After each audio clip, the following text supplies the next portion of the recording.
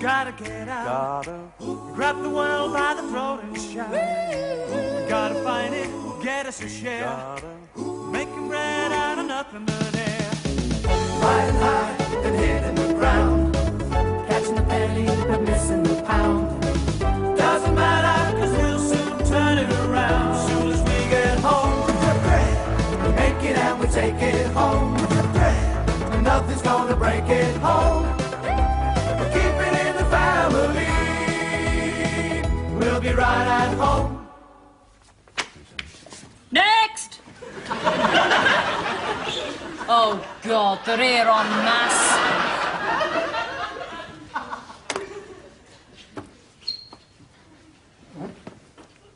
Greetings. By some pure chance, we have arrived at the same place, together. A family united in its moment of need. Fill that in. Next! Yes? I've come for me gyro. It's in the post. I can't wait for the post, can I? I'm broke, I'm divorced. How's your sandwich business going, Mr. Boswell? Times are bad, very bad. There's all this salmonella and wisteria about, you see. Wisteria is a climbing plant, Mr. Boswell. Well, you know what I mean. People just aren't buying sandwiches anymore. What's this? It's a photograph, Mr. Boswell. What's this got to do with us? It's just a crowd of people. Right, a crowd of people. And somewhere in the middle of it all is you and your van. You can't see it, of course, because they're all fighting over the last egg mayonnaise. Your gyro's in the post. Next!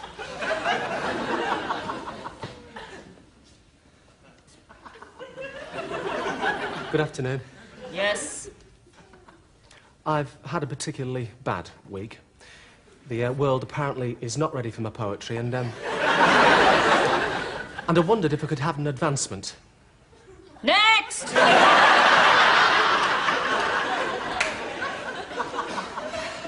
Yes? My name is Jack Boswell. I live at 30 Kelsall Street.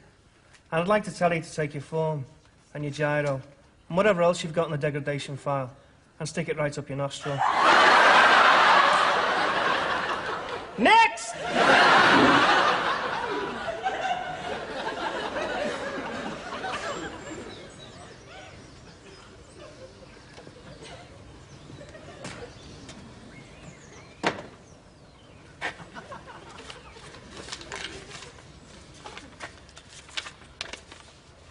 Dearest Freddie, no other woman would put up with you. Have you nothing better to offer than a shed? What's wrong with your flat, for God's sake? Still, wherever it is, it's you and me. I'll be there soon. Love, your Lil.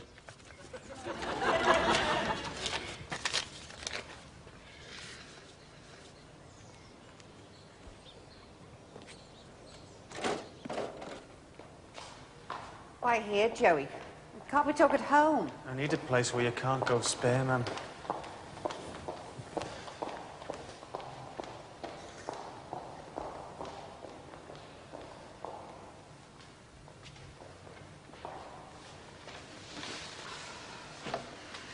You haven't got someone else pregnant, have you, Joey? I didn't get the first one pregnant, man. We've done all that. Well, what then? What? Look, come on. Just sit down and listen. I'm in debt, ma'am. In debt? Is that all? Well, everybody's in debt. You don't have to bring me to church to tell me that. Oh, thank God. I thought it was something dreadful.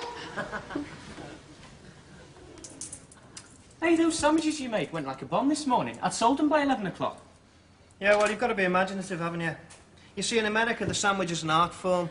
You don't just slam a banana between two slices of bread and jump up and down on it. Here you are.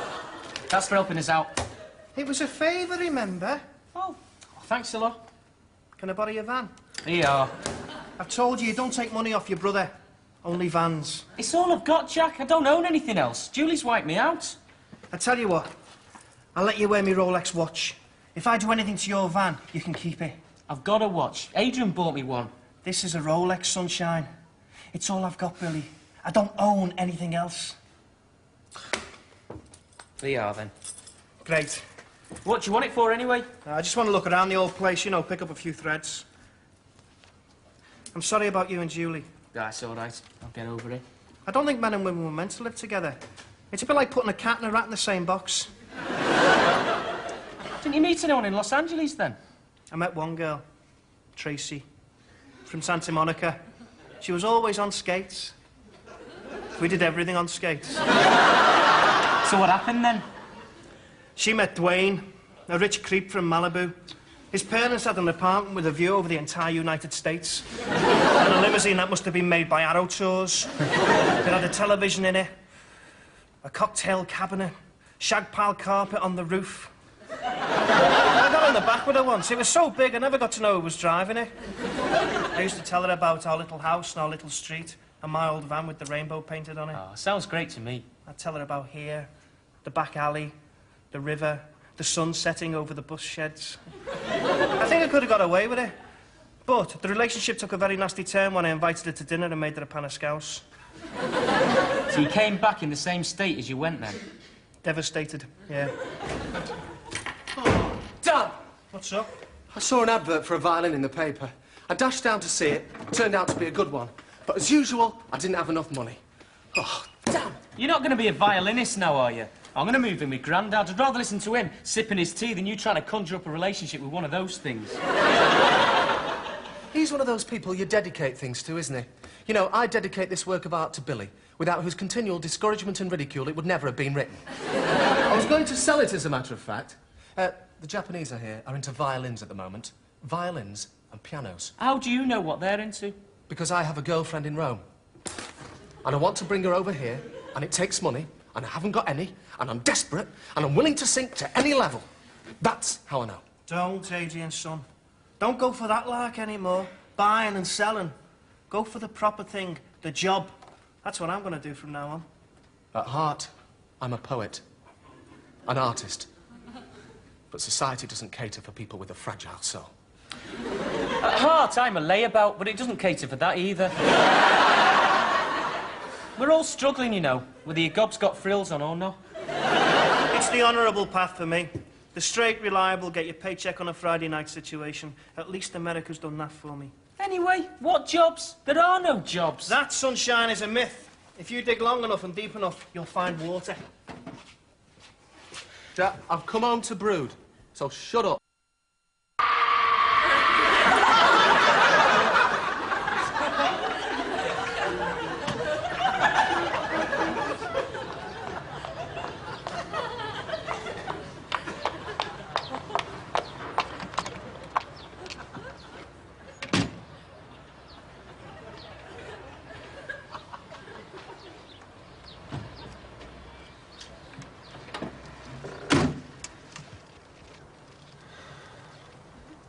I don't know what to say, Mum. And I don't know what to do. And I'm sorry. £20,000! I'll find it somehow. Believe me, if I could have gone through all this without having you know, I would have. But you'd know. You always do. £20,000! Let you down.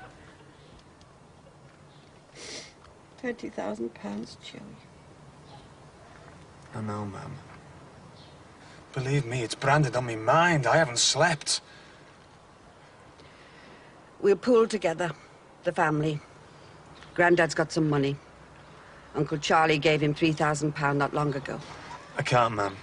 I can't take money from Grandad. It makes him feel good. It gives him independence. When has it got to be paid? I've got 27 days left. Oh, typical, isn't it? They expect you to pay back in 27 days what it's taken you 5 years to make. I don't know what he thought. I must have frightened him to death. We'll talk about it tonight round the table when they're all there.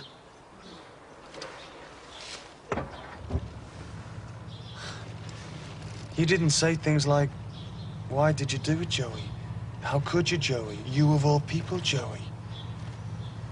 Useful thing, the scream. Saves all that.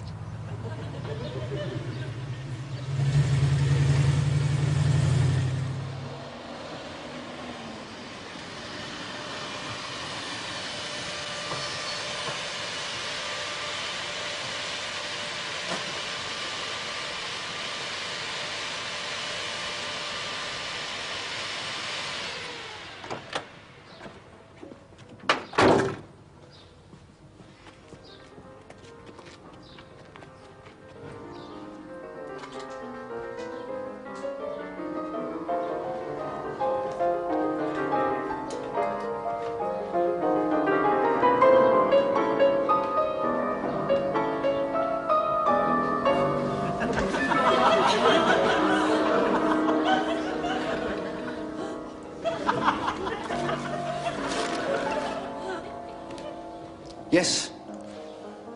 I've come in answer to the advert. Young man with strength and stamina wanted for demolition work. Very good pay. Good pay, it says. Not very good pay. Sorry. Good pay. It's gone, lad. You're too late. Is there anything else? Cleaning up or anything? I've just taken 2 on. Waiting for the gear to arrive, that's all. We'll have this lot down in 2 minutes. I can drive. I've got a driver. Make tea. Coffee. Cocoa. You do at home. Get your ciggies. Go to the chippy. Do your laundry. I told you, you're too late. This is the 5th job I've tried. Beat it, will you? Excuse me. What? Gonna buy the piano. When he's finished. So, Julie, that's what I'm going to do. I've made up my mind. A place of my own, a different life. It hasn't been in vain, our marriage. It's taught us both things. From now on, I'm going to have brief, meaningless relations. Like the one you had with me, you mean? Hanky-panky. That describes it all. A life of eating, sleeping, working, and hanky-panky. No ties, no commitments. I'll come and see you, of course, and I'll look after Francesca. My daughter's going to have everything. And when I die, I'll leave the sandwich business and the van and my car to her. She won't go short. I can't have a serious conversation while you're sitting there demolishing a great slab of my favourite cake, Julie. I asked you if you wanted some. You could at least wait until I've gone. No, I can't wait until you've gone, Billy. Like you said, a different life. And the difference in mine is going to be it isn't geared around your needs, Billy. And in answer to your serious conversation, the only thing our marriage has taught me is not to get married again. And when you do fall off your perch, Billy, it'll give me great comfort to know that our child will inherit a mouldy old sandwich business, a knackered van and an exploding car. Right, well, it's the usual, isn't it? The usual inability to communicate, the usual abuse, the usual nothing resolved, nothing gained situation from you. And the usual crap from you. You've damaged me, Julie. I'm like a parcel that has come to bits in the post. You haven't come to bits in the post, Billy. You weren't properly wrapped in the first place. You've got chocolate on your chin, Julie.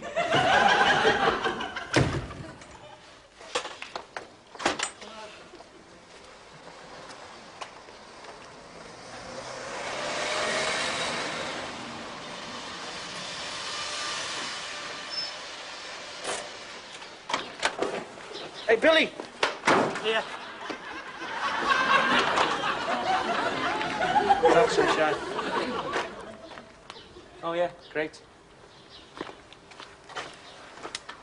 There she is. You mean you paid 50 quid for that? Listen, thanks for lending me the Reddies. I'll pay you back, don't worry. You should have given pianos like that away now. It's got a wooden frame. Should have an iron frame. Well, I know that, but... And it should be overstrung and underdampened. I know that. I know that. Well, if you know that, why did you buy this? It's a piano, isn't it? The Japs are going mad for them. And violins. I bet you didn't know that, did you? Everyone knows that. But it should have an iron frame, be overstrung and underdampened. Listen, how long will you be before you give me back the money? Only, you see, I borrowed it myself. When I sell it? Oh, God. When you rang me before, I ran around to a personal friend of mine and borrowed the money I did. It was a special favour he did. I promised it back to you by tomorrow. OK. Tomorrow? It's no sweat. I know she's Italian and different, Grandad, but it's love, you see. Real love. How long's she going to be with me lunch? 1 o'clock, she said. It's 5 past already. Yeah, the thing is, Grandad, I'd like to bring her over here to meet you. To meet me? Well, she met everybody else while we were in Rome. You weren't around at the time. Why me? Because you're my Grandad. The esteemed person. The helmsman of the family ship. You're the man who teaches us all things, Grandad. And besides, you're the one I'm going to borrow the money from to bring her over here. Where am I going to get the money from? I'm a pensioner. I haven't got any money. She's quite beautiful, Grandad. She has all the mysterious qualities of La Gioconda. All right, you can borrow the money. Where's me lunch? She has the dark, sombre look of the cherubs in a Renaissance painting. They're pink and pat. When do you want the money? When she put her hand on my chest, Grandad, just to reassure me, I felt my heart beating its way out of my chest. It's like a bird going free. I've told you, you can have the money. I suppose you felt like that in the days of Edie Matheson, didn't you, Grandad, when you thought of her? No, I never had any trouble with my chest regions. She didn't turn up for our first date, Grandad. I was a man dying. Shall I give you the money now? How much is it? And then she telephoned. Oh, sweet joy returning, with eyes aglow and blood burning. Oh, God, I'm too late. She's broken into poetry now. The voice I'd waited for so long.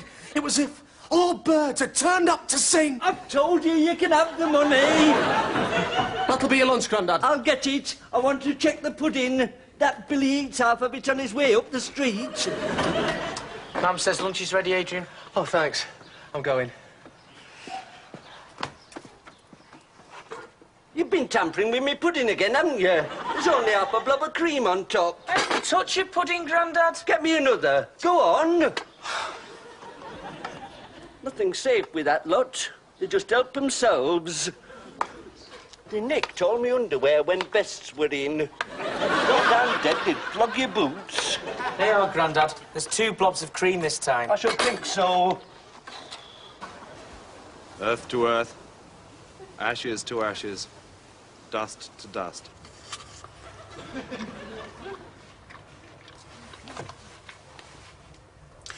George Stephen Harry Murdoch, entrepreneur and antique trader, member of this parish.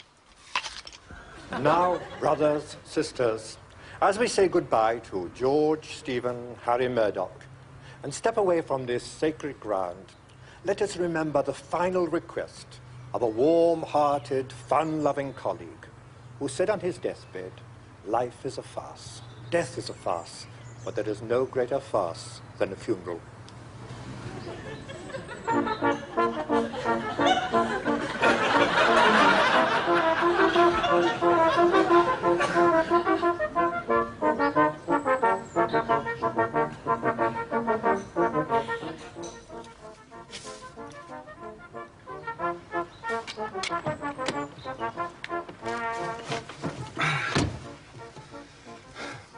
I suppose they'll stop eventually.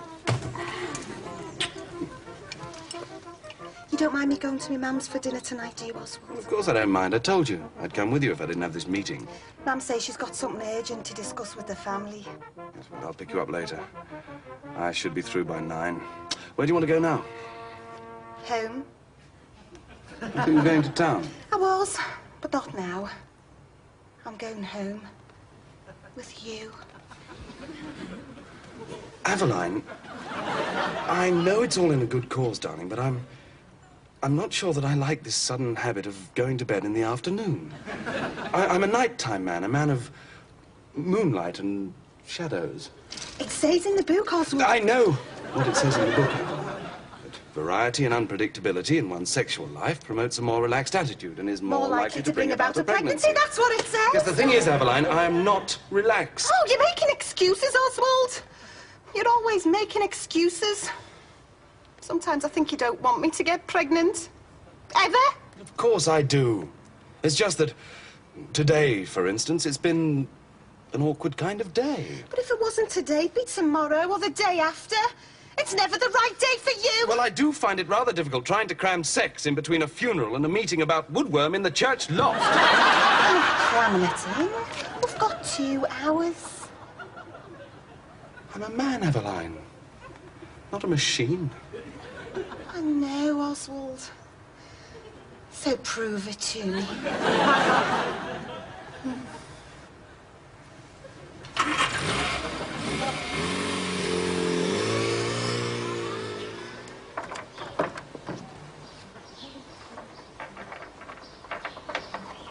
Jack, what are you doing? Couldn't get it into the house, and Billy wants his van back. About tonight? I can go back in the van at night time. Well, I don't know why you bought it in the first place. It's a wooden frame. It's not overstrung and underdampened. What does it look like out here?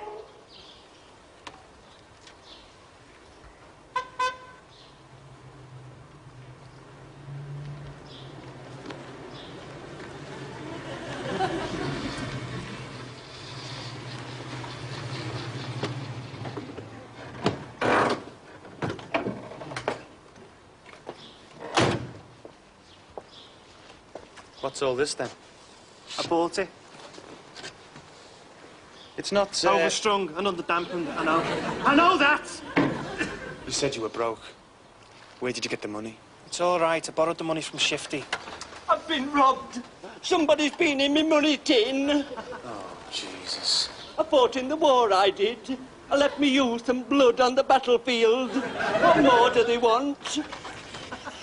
Somebody's stolen me money. You'd better get in there and sort it out. I will. Yeah, I will. I only borrowed it. I only... And when you've done that, pack your things, okay?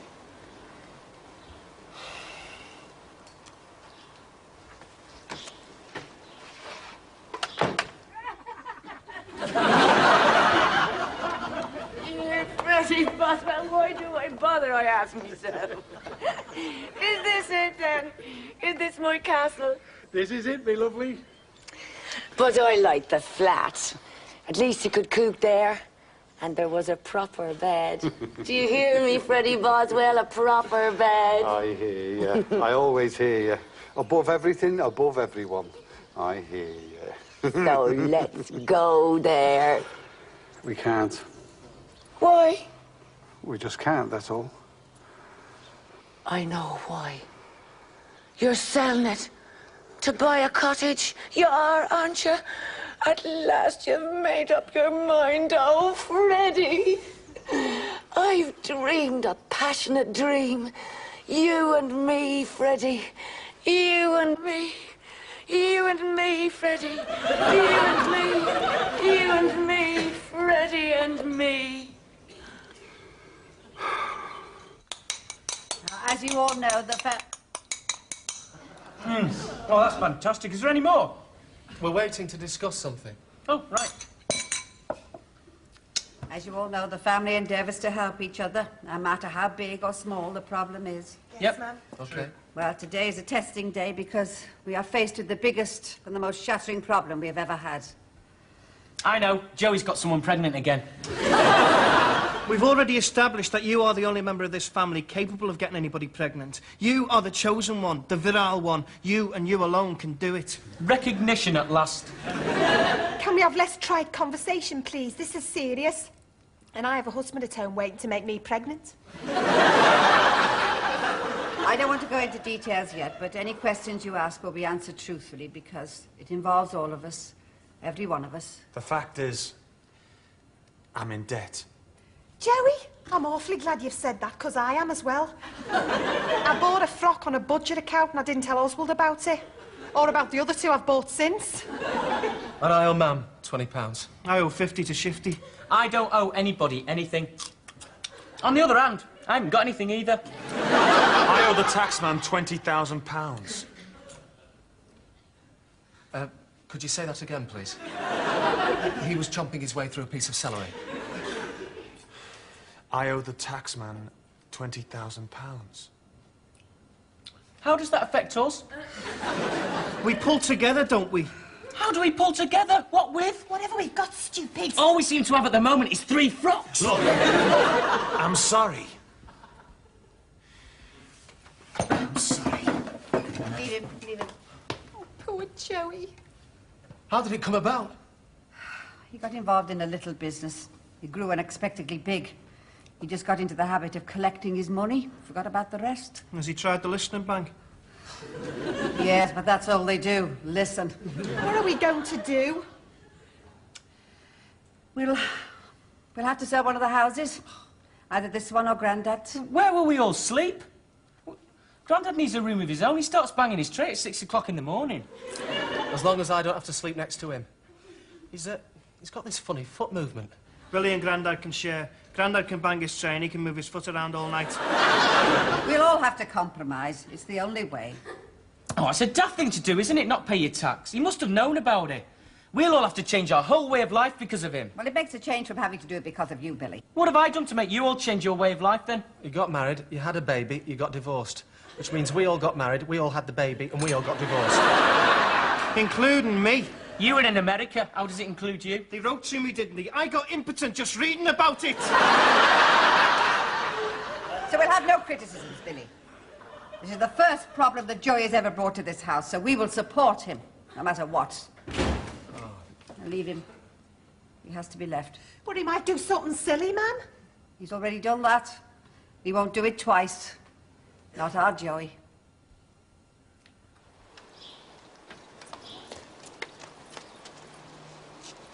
Has he sold it then? No, Grandad, somebody's pinched it. Take 4 men to lift it. That's no problem to these people, Grandad. They've got the equipment and the staff. He doesn't have to go, does he? Shifty, I mean. He can't be trusted, Grandad. He only borrowed the money to lend to Jack to pay for the piano. But then why didn't he ask? Oh, we're all different, aren't we? We all do daft things, don't we? We do, Grandad, we do. So can I tell him he can stay? Just this once. If it'll make you happy, Grandad, one more chance. I like him, you see. I like Shifty.